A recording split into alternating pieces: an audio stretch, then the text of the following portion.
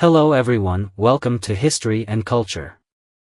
At the end of the Qing Dynasty, there was a man who, on his deathbed, left behind a shocking last words. With my death, the Qing Dynasty will inevitably perish.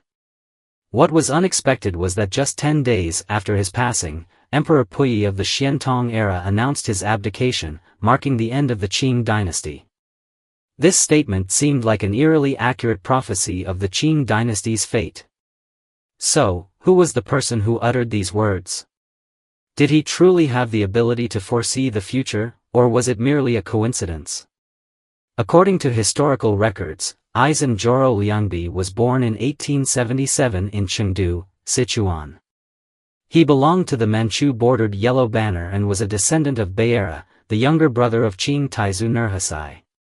Although his family had once been prominent, by his generation, they had fallen into decline, and he grew up in relative poverty. Notably, Liangbi's grandfather, Yilabu, was an important official of the Qing dynasty and played a role in the signing of the Treaty of Nanjing. This background had a profound influence on Liangbi, making him deeply concerned about the fate of the nation from a young age. In 1899, at the age of 22, Liangbi was selected to study in Japan, a decision that would become a turning point in his life. During his time in Japan, he displayed a strong thirst for knowledge, not only focusing on military studies but also delving into various other disciplines in an effort to understand global changes. At the Imperial Japanese Army Academy, Liangbi stood out with his exceptional performance and even compiled a book titled Essentials of Military Strategy, systematically summarizing Western military theories while adapting them to China's conditions. The publication of this book earned him recognition in military circles and paved the way for his future career. In 1903, upon completing his studies and returning to China, Liangbi was quickly appointed as a supervisor at the Office of Military Training and the Bureau of Military Education, officially stepping into the political and military arena. With his outstanding military talent, he rapidly rose through the ranks. By the age of 27, he had already become the principal of Baoding Military Academy, where he focused on training the next generation of officers.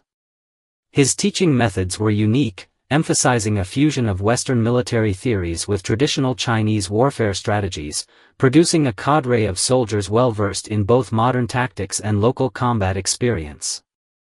In 1907, Liangbi demonstrated his military prowess in suppressing the Huashan uprising in Anhui. By integrating modern tactics with traditional guerrilla warfare strategies, he quickly quelled the rebellion and gained widespread recognition. However, as a Manchu military leader, he still faced opposition from some Han Chinese officers.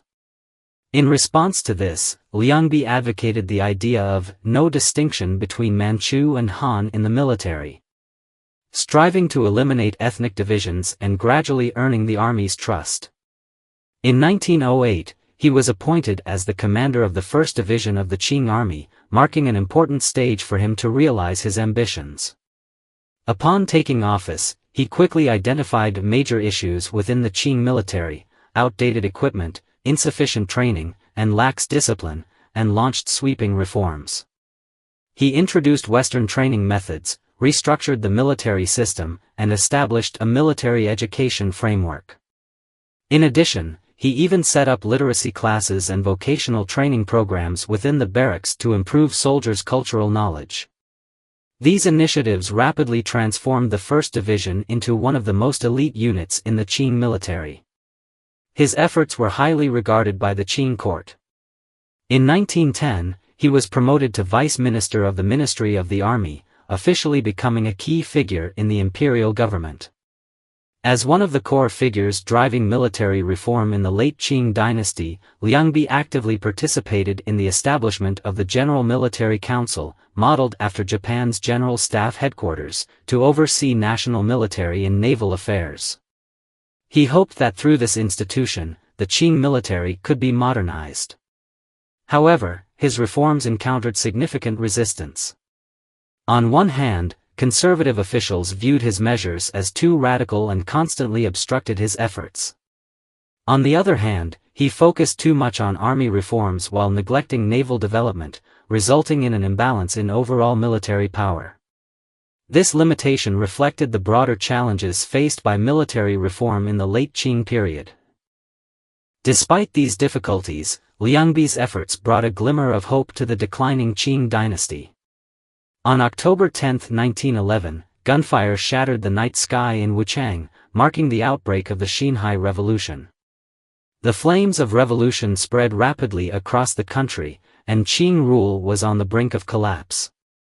In Beijing, the autumn air was heavy with tension.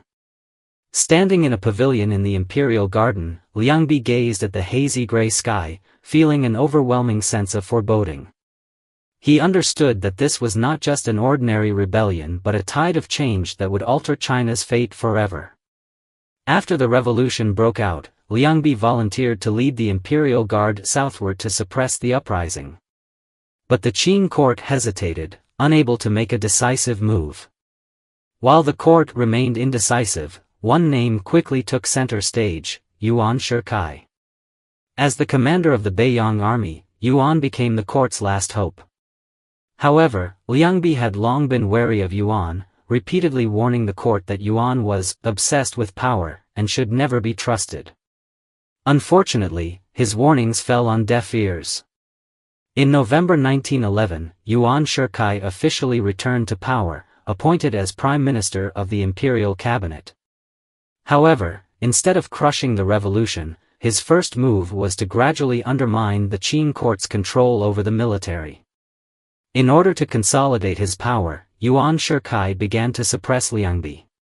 First, he arranged for his trusted follower, Feng Guozhang, to take over the imperial guard, thereby pushing Liangbi out of the core military command. Then, under the guise of promotion, he transferred Liangbi to the position of military consultant in the Military Advisory Office, effectively stripping him of his military authority. However, despite losing his military power, Liangbi did not compromise. He soon realized that while Yuan Shikai was using the Beiyang army to intimidate the revolutionaries, he was also secretly negotiating with them to secure his own future. Liangbi understood that if no action was taken, the fall of the Qing dynasty was only a matter of time. In January 1912, Liangbi secretly met with the Manchu noble Tai Liang and others. On a cold night, they gathered in a dimly lit residence to discuss how to save the Qing dynasty. After intense discussions, they decided to establish the Constitutional Monarchy Preservation Society, which later became known as the Zheng He Party. Liangbi became its core leader, bearing the mission of protecting the imperial family. The Zheng He Party soon issued a strongly worded statement demanding the dismissal of Yuan Shikai, the formation of a wartime imperial cabinet, and calling upon all military forces loyal to the Qing court to prepare for a final battle. This move caused a political upheaval. However, Liangbi's situation became increasingly perilous. Yuan Shikai saw him as the greatest obstacle. The revolutionaries labeled him as a stubborn reactionary who had to be eliminated. And even some officials within the Qing court were dissatisfied with him, believing he was too hardline and unwilling to accept reality.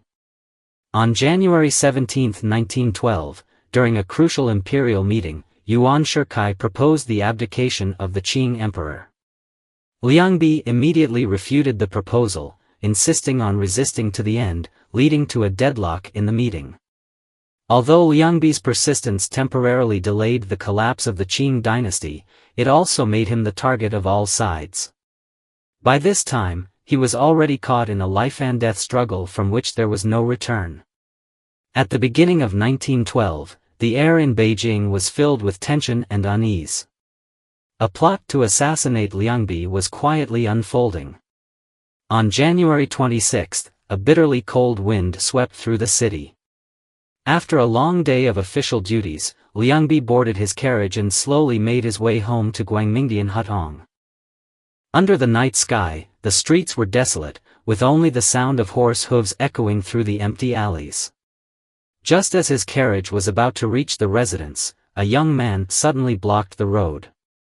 He was dressed in military uniform and claimed to be a messenger from the Fengtian Military Academy, holding a name card and earnestly requesting to discuss national affairs with Liangbi in person. Though exhausted, Liangbi, upon hearing that the man was sent by an acquaintance, prepared to step out of the carriage to meet him. However, the moment he placed his foot on the ground, the young man suddenly pulled a round object from his coat and hurled it towards him with force. Boom! A deafening explosion erupted at Liangbi's feet, and the powerful blast threw him to the ground.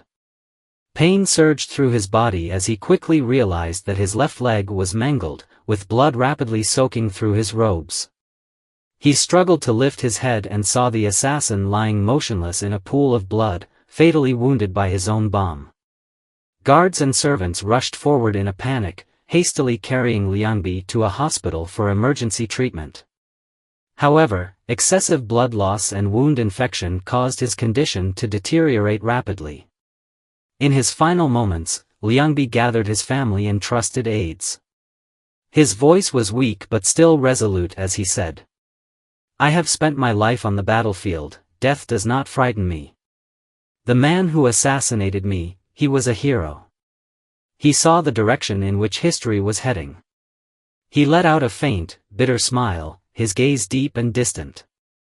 After my death, I fear the Qing dynasty won't last much longer. This is inevitable." With those final words, he slowly closed his eyes, as if finally laying down the heavy burden he had carried. Liangbi's death was like a massive stone thrown into a lake, setting off waves of chaos. The political arena was shaken. Once proud noblemen of the Zheng He party fled Beijing in panic. Their retreat made the fall of the Qing dynasty even more inevitable.